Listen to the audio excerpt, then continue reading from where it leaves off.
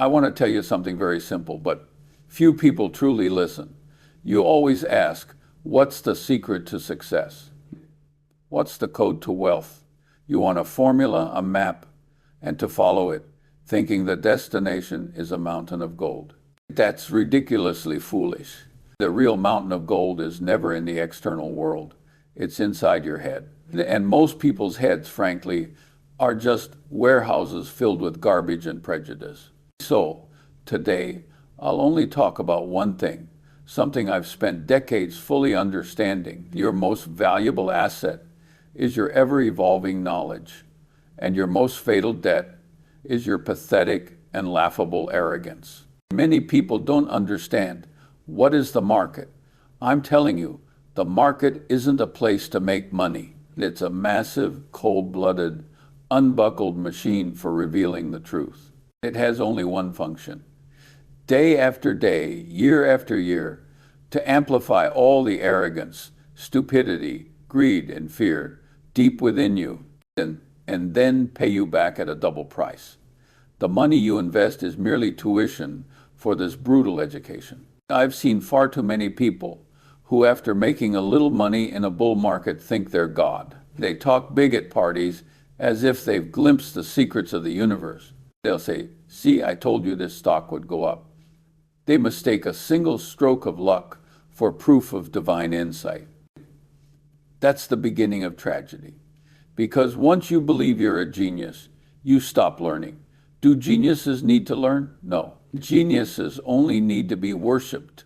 So, his bookshelves begin to gather dust, and he no longer listens to any dissenting opinions. Those who oppose him are either out of jealousy or simply not smart enough. In his world, only two voices remain, his own voice and the voices praising him. Do you know what this is called? It's called ego. This ego is your greatest enemy in life. When you succeed, it jumps out and whispers in your ear, "This is all your credit. You are different." When you fail, it jumps out again to defend you. It's not your fault. The market was too crazy and others were too stupid. This ego is the most fatal debt. It's like a thick layer of lard, blinding you to the real world. It makes you mistake good luck for ability, randomness for certainty, and temporary favorable winds for proof that you can control the storm. And then the storm really comes. The nature of the market is fluctuation, is cycle, just like spring, summer, autumn, and winter.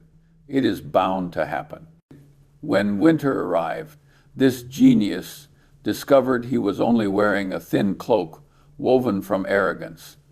What he had relied on for survival wasn't his intelligence, but the market's dictates. Now the market had decided to cool down, and he was the first to freeze to death. And the price he paid wasn't just money. He paid with all the ego that had inflated because of his success. This is what I mean by paying double the price for past success. Financial losses can be recovered, but the collapse of belief can utterly destroy a person. So, where does the wisdom of reverse thinking lie? It lies in admitting one thing to your core. I'm not that smart. That's hard to say, isn't it? Especially for those who have achieved some success in their field. Admitting, I don't know, is more painful than losing money. But this is precisely the starting point of wisdom. When you say, I don't know, your mind truly opens. You transform from a defense lawyer trying to prove yourself right into a detective simply seeking the truth. You must maintain an unwavering curiosity about the world, like an apprentice. The market is your teacher. Every fluctuation, every crisis is a lesson it teaches you.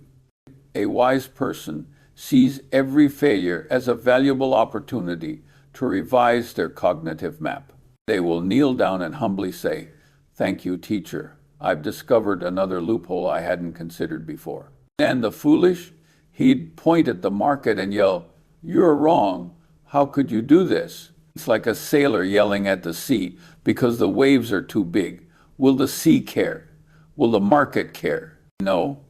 They'll only swallow this arrogant fellow and his ship with even bigger waves. You can never earn money beyond your understanding. This is an ironclad rule, a law of physics. Even if the market occasionally shows mercy and, because of your good fortune, puts a large sum of money in your pocket, rest assured, it has a million ways to take that money along with even more of your initial investment back at the next intersection. Every penny you earn by luck will ultimately be lost, doubly due to your ignorance. So, what is true investment? True investing isn't about predicting market fluctuations. Anyone who claims they can predict the market is either a fraud or a fool. In all my years, I've never met a single person who can consistently and accurately predict the market, not one. Even Warren Buffett can't do it. So what makes you think you can? True investing is investing in your own cognitive system. This is the only asset you can truly control, and that generates compound interest. Your bank account is merely an external scoreboard of your cognitive level. The increase or decrease of the numbers is simply the result of whether your cognition is correct or incorrect. Confusing cause and effect is the most common mistake people make. So, how do you improve your cognition? It's simple but also brutal. It's about maintaining extreme humility and then learning like crazy. Reading is, as far as I know, the cheapest and most effective way to improve your understanding. You have to absorb the wisdom accumulated by humankind over thousands of years like a hungry infant. And you can't just read books in your own field. If you're in investment, you can't just read financial statements and economics. You have to read psychology, history, physics, biology, philosophy, everything. Why? Because the world isn't divided according to academic disciplines. Market fluctuations are driven by fluctuations in human nature. Human nature is a product of tens of thousands of years of evolution. It's written in our genes. Knowledge of psychology helps you understand why people, driven by greed and fear, commit so many irrational yet predictably foolish acts. Evolutionary biology helps you understand why only species adapted to their environment survive. The same applies to companies and investment strategies. You need to build a framework in your mind, a multi-dimensional thinking model composed of core ideas from various important disciplines. You encounter a problem, you can examine it from different angles, like a carpenter with multiple tools. Those with only one thinking model are like someone with only a hammer. To them, every problem is a nail. How can they not fail? I know some people who are very successful. But if you talk to them, you'll find they never talk about their past achievements. They're always asking, where did I go wrong? What did I miss? Were there any risks I didn't consider? They attribute every success to the market's generosity and a bit of luck. They see every failure as a cognitive deficiency, a learning opportunity that needs to be taken seriously. They're always like apprentices. That's their secret. They understand that the market, like nature, can only be understood, adapted to, and its rules utilized, but it can never be controlled. Those who try to control the market end up no different from ancient wizards who tried to control the weather. So, forget about those market predictions that get your heart racing. Forget about so-called insider information and money-making secrets. These are traps designed to satisfy your inner laziness and greed. They distract you from what matters most. You must treat learning as a lifelong moral responsibility. If you stop learning, you are betraying yourself. The world is changing every day. New business models, new technologies, new human behaviors. What you knew yesterday may be outdated today. If you don't actively clear this out, it will rot and stink in your brain, ultimately leading you to make disastrous decisions. Therefore, what you need to do is not fill your account, but fill your mind. Take a portion of your earnings and invest in things that will make you smarter. Buy books, travel, and talk to people who are better than you. Remember, it's about talking, not debating. The purpose of talking is to learn. The purpose of debating is merely to prove yourself right. The latter doesn't help improve your understanding. It only reinforces your existing biases.